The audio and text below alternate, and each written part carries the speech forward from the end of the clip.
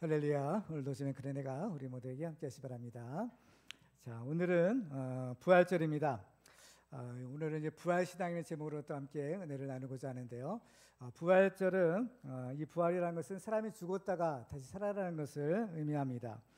부활절은 예수께서 우리의 죄를 대속하기 위해서 바로 십자가에 달려 죽으셨다가 3일 만에 다시 살아난 것을 기념하는 절기입니다. 우리 기독교는 바로 예수님의 부활로부터 시작되었기 때문에 부활절은 우리 기독교의 최대의 절기이고 또 부활신앙은 우리 기독교 신앙의 가장 핵심이 되는 내용입니다. 사도 바울은 만일 죽은 자가 다시 사는 것이 없다면 우리가 전파하는 것도 헛것이요 또 우리가 믿는 것도 헛것이다 라고 말했습니다. 부활이라는 것은 죽음을 이기는 가장 강력한 생명의 능력입니다. 그래서 우리가 이 부활신앙을 가지게 되면 우리는 더 이상 걱정도 할 필요도 없고 염려할 필요도 없이 담대하게 일상을 살아갈 수 있는 것입니다. 여러분은 부활을 믿으십니까? 예수님은 나는 부활이요 생명이니 나를 믿는 자는 죽어도 살겠고 무릇 살아서 나를 믿는 자는 영원히 죽지 아니하리라 이것을 내가 믿느냐라고 말씀하셨습니다. 그러면 우리는 어떻게 하면 이 부활신앙을 가질 수 있을까요? 오늘 본문에는 바로 이 예수님을 만나서 예수님의 부활의 증인이 된 사람들의 이야기가 기록되어 있습니다. 오늘 말씀을 통해서 우리도 이 죽음을 이기는 부활신앙을 가지는 축복의 주인공들이 되기를 주님의 이름으로 축원합니다. 자, 우리가 이 부활신앙을 가지려면 어떻게 해야 될까? 오늘 말씀을 통해서 세 가지 사실에 집중해서 함께 은혜를 나누고자 합니다. 첫 번째로는 역사적인 사실들을 믿어야 합니다. 예수님의 부활이 사실이기 위해서는 바로 그 사실을 입증할 수 있는 역사적인 증거들이 있어야 합니다. 오늘 본문에서 예수님의 부활을 입증할 수 있는 자료로 첫 번째로는 돌이 옮겨진 빈 무덤을 들 수가 있습니다. 자, 1절을 우리 같이 한번 읽어볼까요? 시작. 안식 후 첫날 일찍이 아직 어두울 때 막달라 마리아가 무덤에 와서 돌이 무덤에서 옮겨진 것을 보고 아멘. 자, 오늘 본문은 바로 오늘 본문이 일어난 사건의 때가 언제였는가라는 것을 자세하게 기록하고 있는데요. 안식 후 첫날 일찍이 또 아직 어두울 때라고 이렇게 기록합니다. 안식 후 첫날이라는 것은 지금의 주일날을 의미합니다. 예수님은 장사된 지 사흘 만에 바로 사흘째 되는 날 예수님께서 부활하셨는데 바로 이 날을 우리가 부활절 주일로 또 지키는 것입니다. 그래서 이제 안식일이 끝나자마자 몇 명의 여자들이 예수님의 무덤을 향하여 달려갔습니다. 그 이유는 이제 예수님의 시신에 이 향품을 발라드리기 위함이었다라고 성경을 기록합니다. 그런데 그들은 한참을 가다가 누가 우리를 위하여 무덤에서 이 돌을 굴려줄까라는 이야기를 합니다. 왜냐하면 당시 유대인들의 그 무덤의 형태는 크게 두 가지가였었는데요. 보통 서민들 같은 가난한 사람들은 땅에 그냥 매장하는 평토장이라는 이러한 방식을 사용합니다. 근데 이제 좀 돈이 많은 부자들, 여유 있는 사람들은 이 바위 위에 굴을 파가지고 그 가족 묘를 이제 만드는데요. 거기다 이제 그 시신을 놓으면 시간이 지나면 이제 거기 부패하게 돼요. 부패해서 이제 뼈가 남거든요. 그러면 나중에 그 뼈를 추려서 이런 유골함 같은 데 넣어서 이제 이렇게 딱 정리를 이제 해놓는 방식이 그러한 유대인들의 이제 묘지 형태였던 겁니다. 그래서 이제 예수님께서 이제 안장되신 그 무덤은 아리마대 사람 요셉의 무덤이었어요. 이 사람은 그 당시에 매우 부자였던 사람인데 자기 가족을 위해서 이제 새로 만든 무덤이 있었나 봅니다. 그래서 그 무덤에 예수님을 이제 장례를 치르게 된 것이에요. 근데 이제 이 무덤은 이제 또 가족 묘기 때문에 이제 그 후에라도 이제 또 사용해야 되거든요. 그렇기 때문에 그 무덤의 입구를 완전히 봉인하지 않고 그 무덤의 입구를 열었다 닫았다 할 수 있는 커다란 돌을 깎아가지고 그 무덤 입구를 막아놓는 그러한 형태였던 겁니다. 그래서 지금 이제 여자들은 무덤을 향해서 가면서 누가 우리를 위하여 그 무덤 문을 옮겨줄까 이런 얘기를 하는 거예요.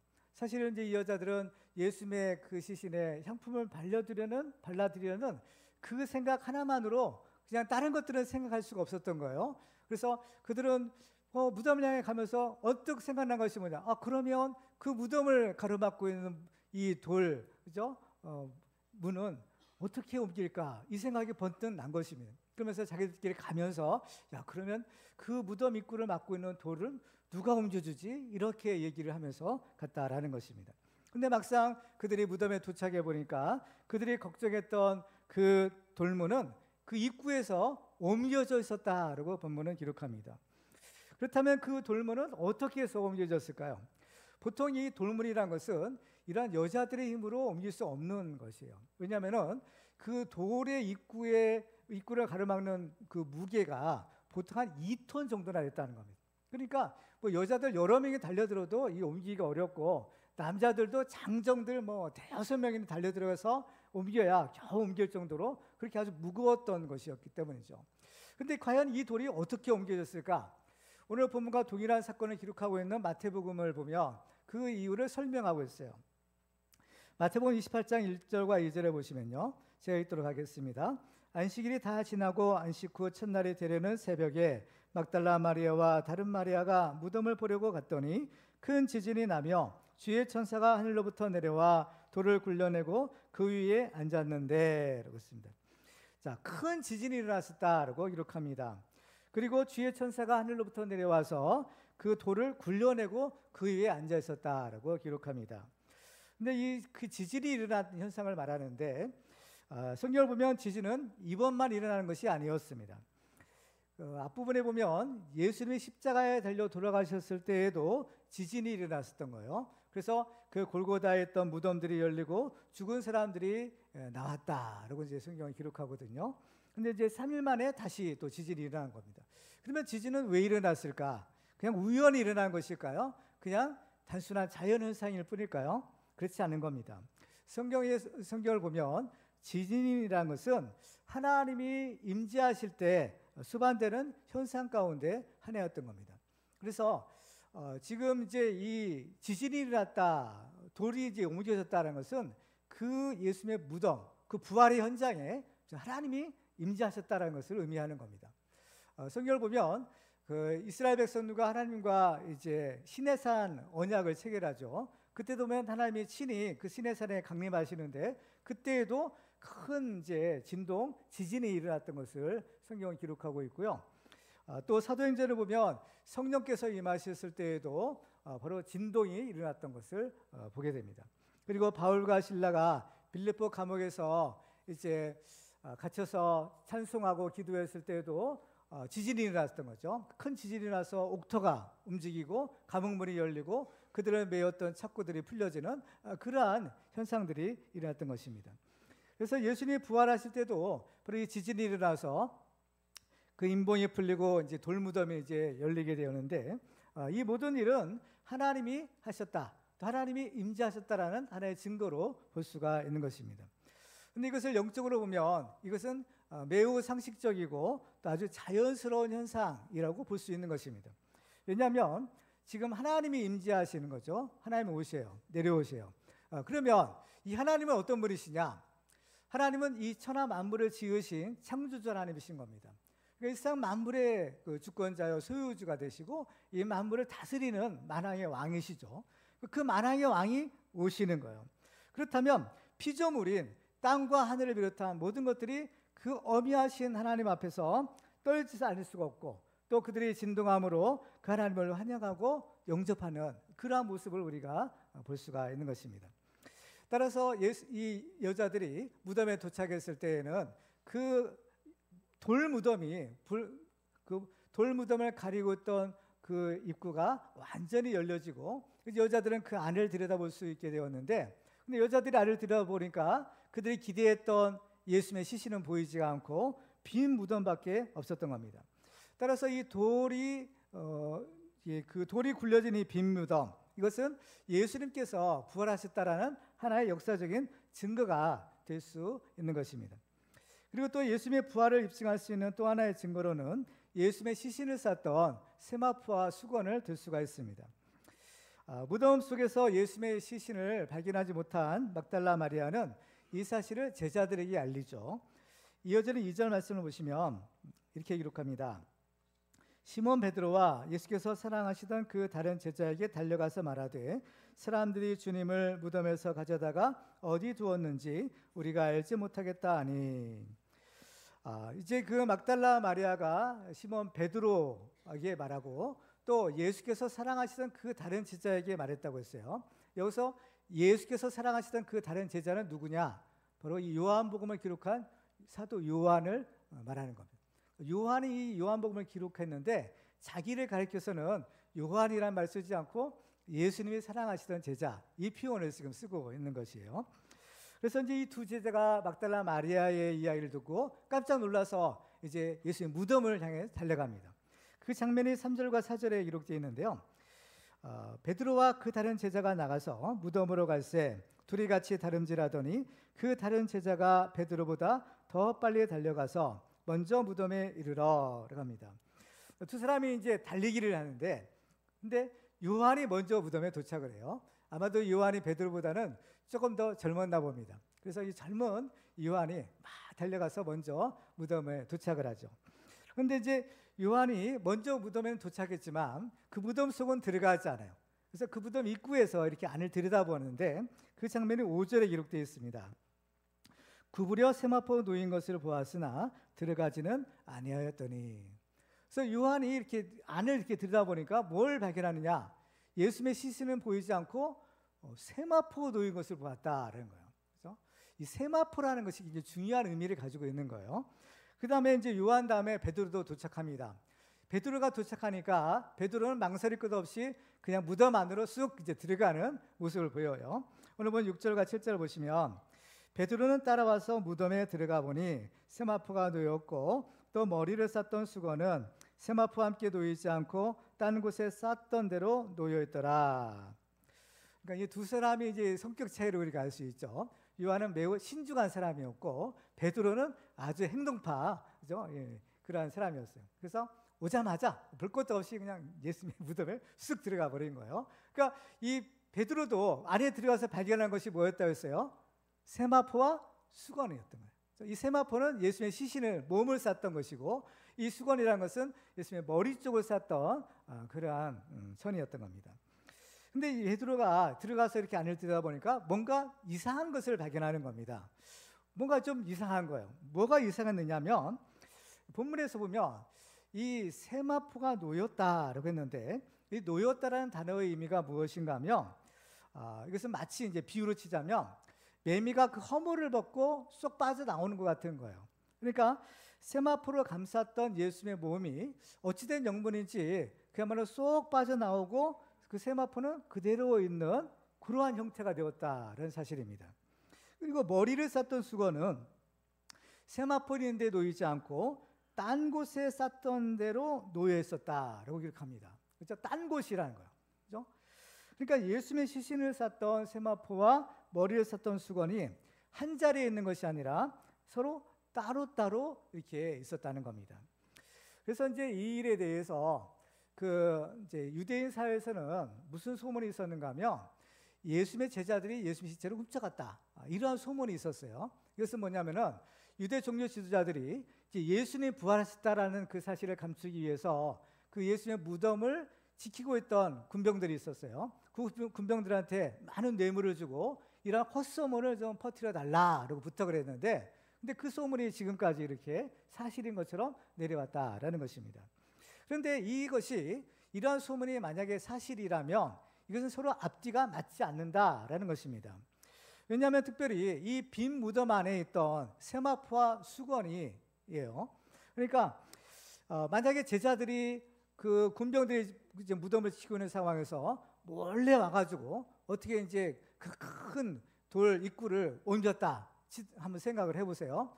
그런데 이러한 상황은 매우 급박한 상황이죠. 그렇죠? 앞에 군병들이 있고 또 이제 예수님 시체를 훔치려는 이러한 못된 짓을 지금 저지르는 범죄자들 입장에서는 굉장히 이것저것 따질 그러한 경향이 없는 거죠.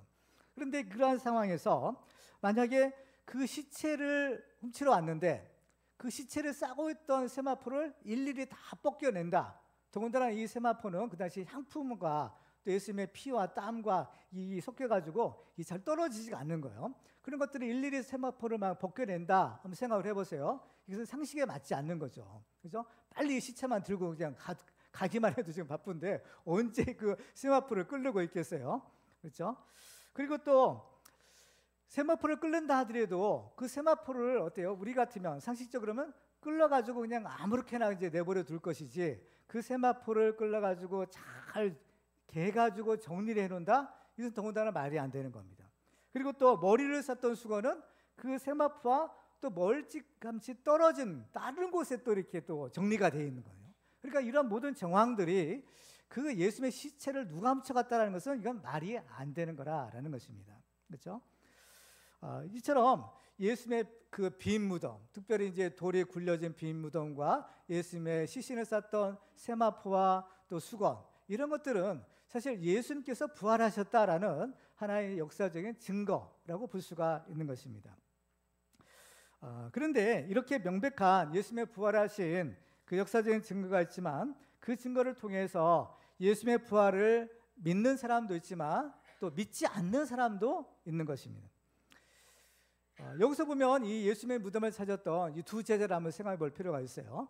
그래서 이 베드로 같은 경우는 이 증거들이 무엇을 의미하는지 그 의미를 제대로 알지 못합니다. 그래서 다만 이상하다고만 이렇게 생각할 뿐인 것 같아요. 그렇지만 또 다른 제자였죠. 그 무덤을 찾았던 다른 제자인 요한 같은 경우는 어땠을까요? 자, 8절입니다. 같이 읽어볼까요? 시작. 그때야 무덤에 먼저 갔던 그 다른 제자도 들어가 보고 믿더라. 베드로는 믿었다는 얘기 없어요. 근데 이 요한은 어때요? 들어가 보고 믿었다는 거.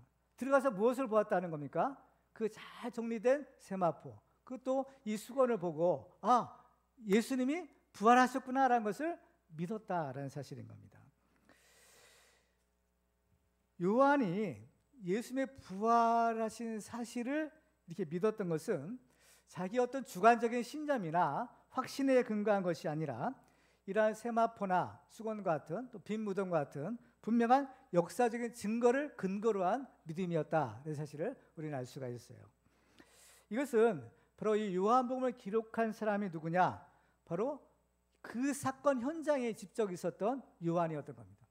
지금 요한이 이 요한복음을 기록하잖아요. 근데 요한복음을 기록한 요한 자신이 그 사건에 직접 있었던 당사자였던 거예요. 그러니까 요한이 들어가서 보고 믿었다는 것은 어때요? 요한만이 알 수 있는 사실인 거예요. 근데 요한이 바로 자기가 그러한 체험을 했기 때문에 바로 요한복음을 기록할 때 들어가 보고 믿었다라는 그러한 기록을 남길 수가 있었던 겁니다. 어떤 사람은 이 요한이 예수님의 부활의 증거를 보아서 믿었기 때문에 그 믿음의 수준이 그냥 좀 떨어지는 것이 아니냐라고 생각할지도 모릅니다. 그렇지만 그렇지 않아요. 이 베드로와 요한은 모두가 다 예수님의 부활의 결정적인 증거를 본 사람들인 겁니다. 그렇지만 이 베드로는 그것을 보고서도 믿지 않아요. 그저 이상하다라고만 생각했지 그것이 바로 예수님의 부활의 증거라는 것은 알아차리지 못하는 겁니다. 그런데 요한은 그것을 보고 이것을 예수님이 부활하셨다라는 증거로 삼고 예수님의 부활하심을 믿었다라는 것입니다.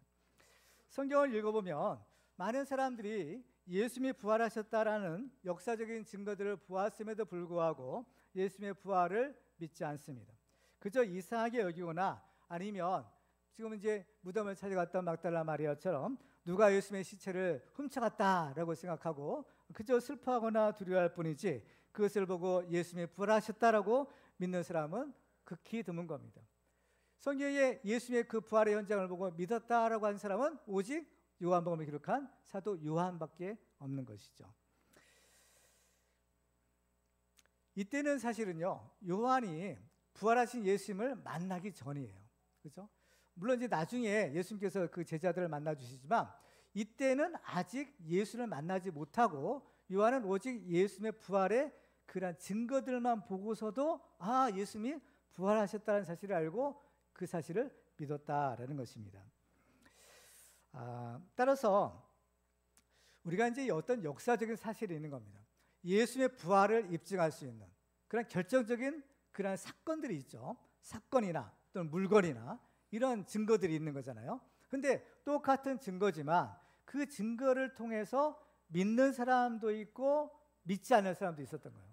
그러니까 우리는 여기서 굉장히 중요한 사실을 우리가 발견하게 되는데요. 그건 뭐냐면은 역사적인 사실을 사실로 믿으려면 믿음의 해석이 필요하다는 거예요. 역사적인 사실을 사실로 인정하는 것은 너무나 당연한 일이잖아요. 그렇지만은 지금 이 베드로와 요한의 경우를 보면 똑같이 역사적인 사실을 다 본 겁니다.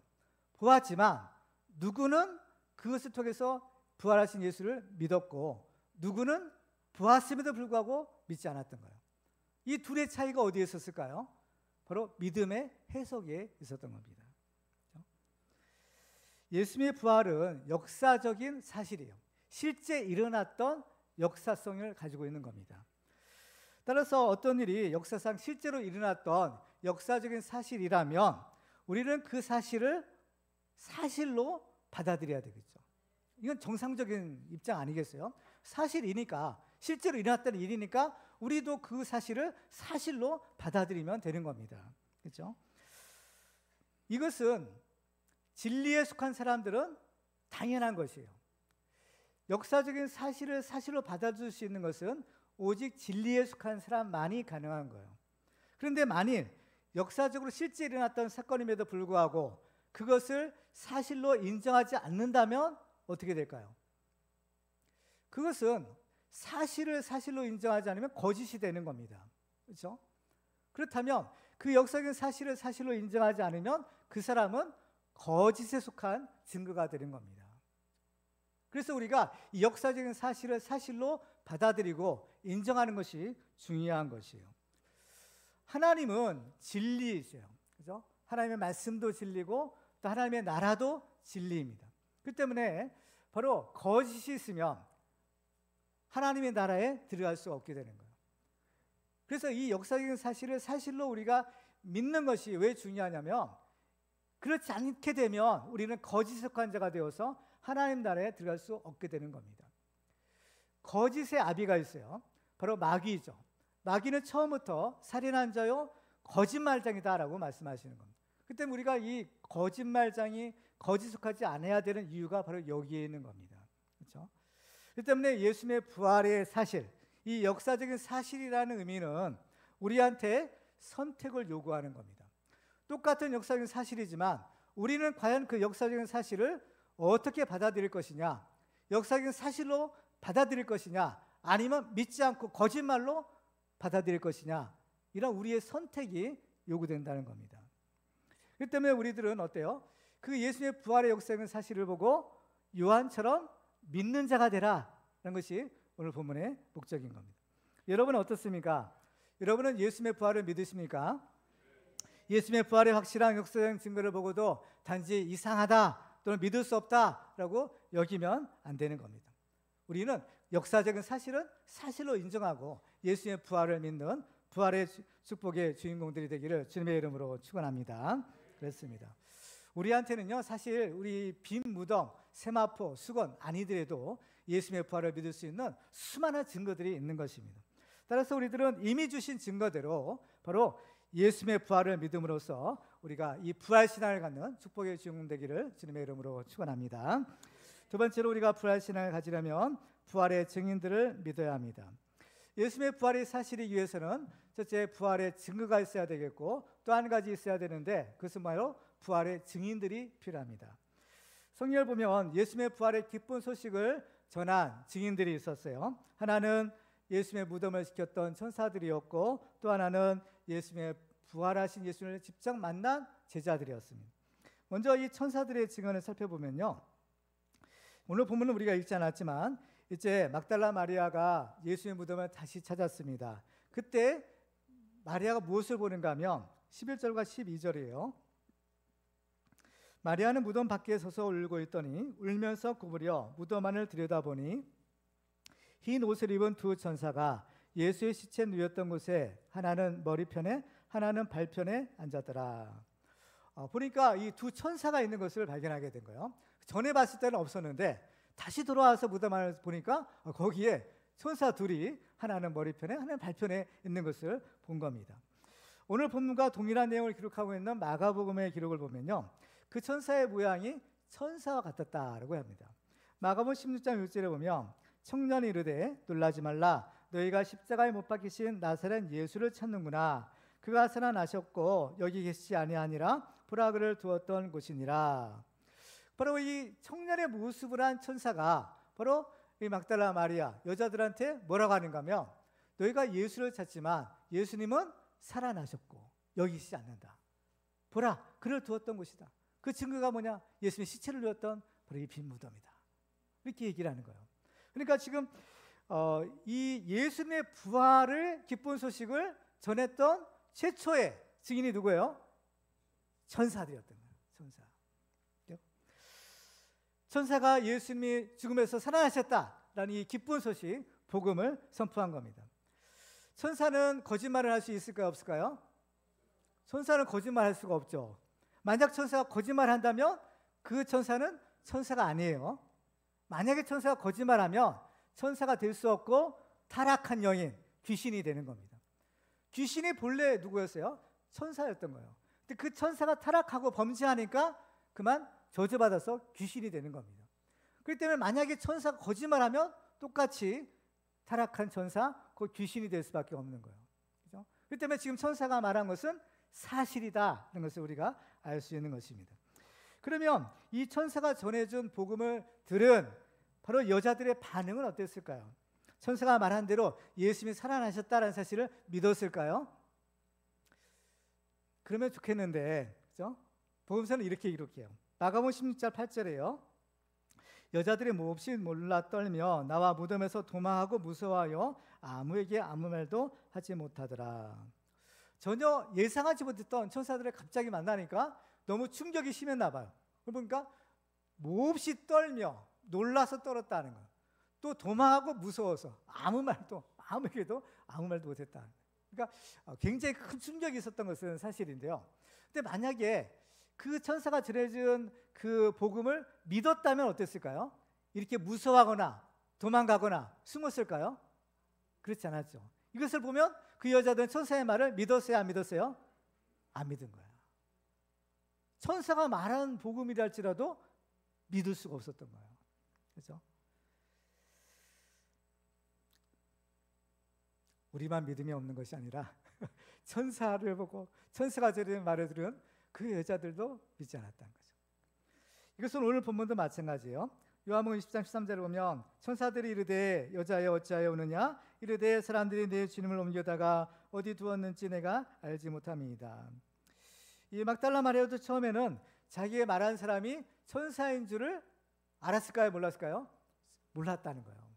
그냥 단순히 어떤 사람이, 그렇죠? 거기 있어서 자기한테 이런 얘기를 해주는지 아는 거예요. 그렇죠? 그래가지고 모릅니다. 뭐 이 얘기밖에 안 되는 거예요. 그렇죠? 우리는 어떨까요? 만약에 천사가 딱 나타나가지고 여러분 앞에 막 나타났어요. 나타나가지고 야 예수님 부활했다. 그렇죠? 어떤 부활 신앙이 없어. 예수님 부활을 믿지 못했던 사람에게 나타나가지고 야 예수님 부활했어. 천사가 나타나서 얘기했어. 그러면 어떻게 하겠어요? 우리 천사의 말을 우리 믿을까요? 안 믿을까요? 믿죠. 당연히 믿죠. 여러분 같으면 안 믿겠어요? 천사가 전해준 말인데 나는 믿을 것 같아요. 그렇죠? 믿을 수 있는 거잖아요. 믿을 수 있어요. 그렇죠? 천사는 하나님의 말씀을 전하는 메신저인 겁니다. 그렇죠?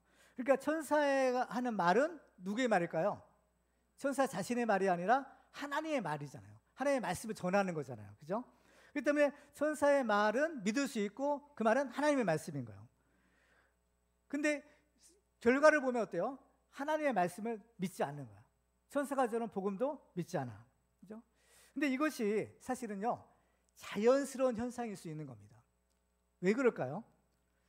왜냐하면 바로 예수 부활의 이 복음은 천사들을 통해서 전해지는 것이 아니에요. 비록 지금 이제요, 맨 처음에 예수 부활의 기쁜 소식을 전했던 것은 천사고 그 사실을 막달라 마리아에게 전해 주었지만 사실 예수 부활의 이 복음을 전할 수 있는 사람은 천사가 아니라 사람인 겁니다. 하나님은 이 복음은 천사에게 맡긴 것이 아니에요. 이 복음은 누구한테 맡겨요? 예수 믿는 사람들에게, 우리에게 맡긴 겁니다. 그래서 예수의 부활을 목격한 증인들이 있어요. 그 증인들이 그 예수의 부활을 전해야 되는 사명이 있는 겁니다. 그렇죠? 그래서 고린도서 1장 21절 보시면 이렇게 기록하죠. 같이 한번 읽어볼까요? 시작. 하나님의 지혜에 있어서는 이 세상이 자기의 지혜로 하나님을 알지 못하므로 하나님께서 전도에 미련한 것으로 믿는 자들을 구원하시기를 기뻐하셨도다. 아멘. 천사가 전한 복음과 사람이 전한 복음 비교해 보면 어때요? 사람이 전한 복음은 미련하게 보이는 거예요. 그렇죠? 천사는 어때요? 일순간에 전 세계에 탁 복음을 전할 수 있죠. 천사의 능력 어때요? 번개같이 할 수 있는 겁니다. 사실 이것은 인간도 사실 마찬가지죠. 지금 보면은 지구상에는 수많은 인공위성들이 떠 있잖아요. 인공위성이 떠 있어가지고 지금도요, 맘만 먹으면 일순간에 전 세계에 복음이 확 전파될 수 있는 겁니다. 사람의 능력도 그런데 하물며 천사야 뭐 말할 것도 없는 거죠. 하나님도 말할 것도 없고. 그런데 하나님께서는 굳이 이 복음을 사람을 전도를 통해서 전하게 하셨다는 거예요. 그렇죠? 그렇습니다. 전도라는 것은 다른 말로 하면 예수 부활을 증언하는 거예요. 그렇죠? 예수의 부활을 목격하고 그 자기가 목격한 그 사실을 어때요? 그 체험을 전해주는 것이 전도인 겁니다. 따라서 전도가 있기 위해서는 먼저 필요한 것이 있어요. 먼저 예수의 부활을 목격해야죠. 부활하신 예수를 먼저 만나야 되는 겁니다. 그래서 이 성경을 보면 예수의 부활을 목격한 사람들이 여러 명이 나와요. 사도 바울 같은 경우는 고린도서 15장에서 이렇게 증거하죠. 15장 3절 이하에 보면 제가 읽도록 하겠습니다. 내가 받은 것을 먼저 너에게 전하였노니 이는 성경대로 그리스도께서 우리 죄를 위하여 죽으시고 장사 지낸 바 되셨다가 성경대로 사흘 만에 다시 살아나사 게바에게 보이시고 후에 12 제자에게와 그 후에 500여 형제에게 일시에 보이셨으니 나니 그 중에 지금까지 대다수는 살아있고 어떤 사람은 잠들었으며 그 후에 야고보에게 보이셨으며 그 후에 모든 사도에게와 맨 나중에 만삭되지 못하여 난 자 같은 내게도 보이셨느니라. 그러니까 예수의 부활을 목격한 사람들이 많았던 거죠. 최소한 500명 이상인 거야. 그렇죠? 그런 많은 사람들이 예수의 부활을 목격했어요. 근데 예수의 부활을 목격했다는 것은 다른 말로 하면 뭐예요? 부활하신 예수님이 그들을 만나주셨다는 거 아니겠어요? 예수를 부활하신 예수를 만나는 것이 축복인데 축복에는 항상 사명이 따른다고 했습니다. 그 예수의 부활하신 예수를 만난 사람들의 사명은 뭐예요? 그 부활하신 예수를 증언하는 거예요. 예수 살아나셨다. 이 복음을 증언하는 사명을 주신 겁니다. 그래서 오늘 본문에도 부활하신 예수님이 맨 먼저 막달라 마리아를 만나주시는 거예요. 그래서 이런 얘기를 하세요. 요한복음 20장 17절 같이 읽어볼까요? 시작. 예수께서 이르시되 나를 붙들지 말라. 내가 아직 아버지께로 올라가지 아니하였노라. 너는 내 형제들에게 가서 이르되 내가 내 아버지 곧 너희 아버지 내 하나님 곧 너희 하나님께로 올라간다 하라 하시니. 막달라에게 뭐라고 하세요? 너는 내 형제들에게 가서 이르되라는 거예요. 예수님의 제자들에게 네가 만난 예수의 사실을 알리라는 겁니다. 그래서 막달라 마리아가 순종하죠. 18절에 보면 막달라 마리아가 가서 제자들에게 내가 주를 보았다고 또 주께서 자기에게 이렇게 말씀하셨다 이러니라. 예수의 부활의 사실을 전했던 거예요. 그런데 문제는 이 마리아의 증언을 제자들이 받았을까요? 안 받았을까요? 믿었을까요? 안 믿었을까요? 안 믿은 거예요. 마가복음 16장 10절과 11절에 보면 그 사실을 이렇게 기록해요. 마리아가 와서 예수와 함께 하던 사람들이 슬퍼하며 울고 있는 중에 이 일을 알림해 그들은 예수께서 살아나셨다는 것과 마리아에게 보이셨다는 것을 듣고도 믿지 아니하니라. 지금 이 사실을 누구에게 전했다고 했어요? 예수님의 제자들한테 전한 거예요. 다른 사람도 아니라 예수님의 제자들이라면 이 소식을 들었을 때 믿어야 되겠죠. 그렇죠? 우리 상식적으로 생각하면 그 제자들과 예수님이 얼마나 오랫동안 같이 있었어요. 또 예수님께서 이미 말씀도 하셨잖아요. 그러면 당연히 그건 믿어야만 하는데 그는 듣고도 믿지 않았다라는 것입니다. 우리만 믿음 없는 것이 아니라 예수님의 제자들도 처음에는 믿지 못했던 거예요. 그렇죠? 안심하시기 바랍니다. 혹시 믿음이 없어도 안심하시기 바라요. 그렇죠? 왜? 하나님께서는 어떻게든지 믿게 하시기 때문인 거예요. 믿지 못하니까 예수님이 어떻게 해요? 직접 그들을 찾아가시는 거예요. 직접 만나주시는 겁니다. 그 장면을 마가복음 16장 14절에 이렇게 기록하죠. 같이 읽을까요? 시작. 그 후에 11 제자가 음식 먹을 때 예수께서 그들에게 나타나사 그들의 믿음 없는 것과 마음이 완악한 것을 꾸짖으시니 이는 자기가 살아나는 것을 본 자들의 말을 믿지 아니함일러라. 아멘. 제자들 꾸짖으셨대요. 믿어야 되는데 안 믿을 사람들이 안 믿으니까 그렇죠? 꾸짖으신 겁니다. 왜 그럴까요? 그들의 마음이 완악하기 때문이라는 겁니다. 지금도 사람들이 부활의 기쁜 소식을 듣지만 그 사실을 어때요? 잘 믿으려고 하지 않아요. 왜 믿지 않으려고 할까요? 내가 보지 못했다는 겁니다. 내가 직접 봐야 되고 그죠? 내가 직접 귀로 들어야만 믿겠다라는 거죠. 꼭 도마 같은 사람들이 있는 거예요. 이것이 뭐예요? 완고하다라는 겁니다. 완고한 거예요. 만약에 우리가 반대로 내가 직접 체험한 경험만을 고집하지 않고 다른 사람들이죠. 특별히 체험한 증인들이에요. 그 증인들의 경험과 그죠? 그들의 증언을 참된 것으로 내가 인정한다면 어떨까요? 그렇다면 내가 직접 부활하신 예수님을 만나지 않아도 얼마든지 예수의 부활을 믿을 수 있는 것 아니겠어요? 아닙니까? 내가 직접 만나지 못해도 예수를 직접 만났던 증인들이 있잖아요. 그 증인들의 말을 내가 사실로 받아들인다면 내가 직접 안 봐도 얼마든지 예수의 부활을 믿을 수 있다는 겁니다. 그래서 우리가 부활하신 예수를 믿을 수 있는 것은 보고서 믿는 것이 아니라 듣고서 믿는 거예요. 그렇죠? 증인들의 증언을 듣고서 믿는 거예요. 그래서 우리가 직접 내가 예수를 만나지 않아도 예수 믿는 것이 가능하다라는 겁니다. 그렇죠? 이것이 예수를 믿는 바른 방법이에요. 그러면 보고서 믿는 믿음과 보지 않고도 믿는 믿음, 그 중에서 어떤 것이 더 귀한 것일까요? 보지 않고 믿는 믿음이래요. 예수님께서 도마에게 이렇게 말씀하세요. 도마가 뭐라고 했어요? 보지 않고는, 만지지 않고는 믿지 않겠다고 했어요.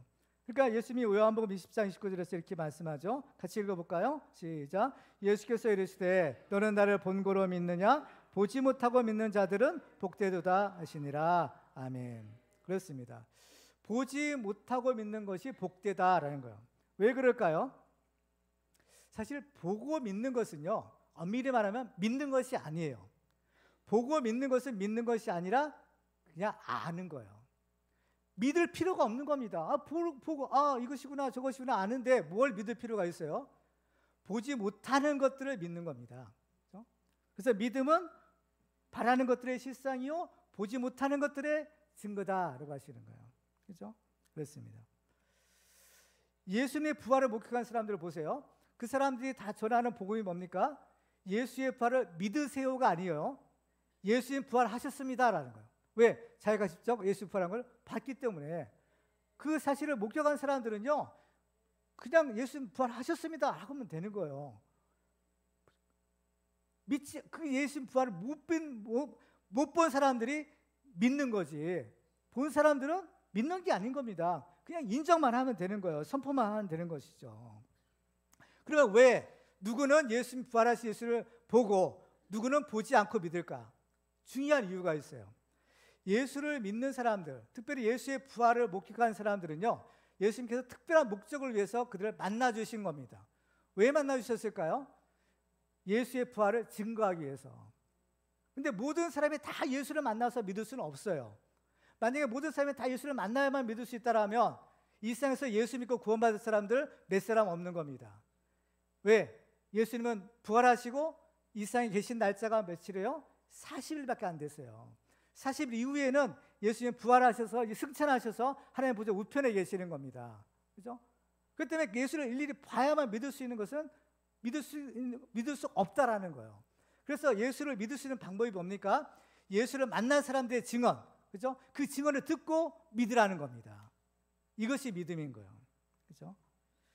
그래서 우리는 믿음의 눈을 통해서 예수를 만났던 그 증인들이 보았던 예수를 믿음의 눈으로 볼 수 있고, 믿음의 귀를 열어서 그들이 들었던 예수님의 말씀을 나도 들을 수 있는 겁니다.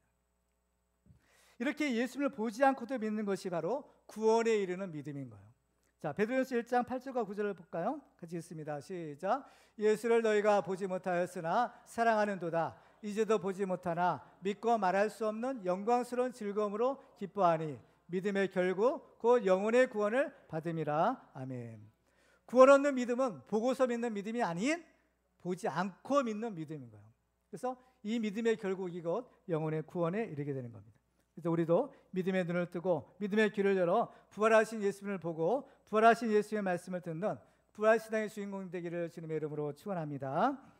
마지막으로 우리가 이 부활신앙을 가지려면 하나님의 말씀을 믿어야 됩니다. 자, 오늘 본 10절을 같이 읽을까요? 시작. 이에 두 제자가 자기들의 집으로 돌아가니라. 두 제자는 누구예요? 예수의 무덤을 찾았던 베드로와 요한이죠. 근데 이 사람들이 자기들 집으로 돌아갔대요. 집으로 돌아갔다는 의미가 무엇일까요? 집이란 것은 원래 있었던 곳이에요. 그러니까 원래 상태로 돌아갔다는 겁니다. 그러면 도루묵이 됐다는 거예요. 근데 이상하죠? 집으로 돌아간 사람들은 베드로, 요한 둘 다 돌아간 거예요. 그럼 베드로는 뭐 그렇다 치더라도 요한 같은 경우는 어떨까요?